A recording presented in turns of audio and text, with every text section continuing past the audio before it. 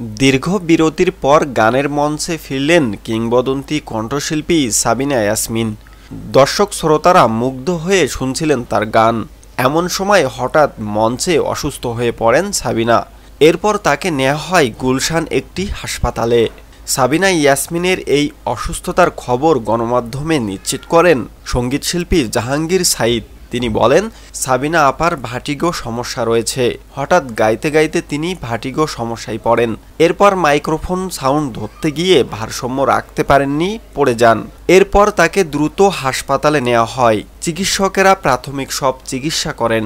রাত 10:30টার সময় আমরা আপাকে নিয়ে বাসার দিকে রওনা করেছি।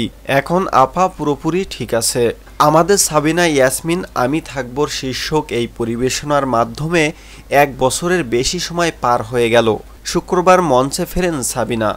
HSBC বাংলাদেশের এই আয়োজনে পরদিন শনিবারও একই মঞ্চে গাওয়ার কথা এই বরেণ্য শিল্পীর, কিন্তু আয়োজকরা জানিয়েছেন কালকের অনুষ্ঠানে গাওয়ার দরকার নেই তার।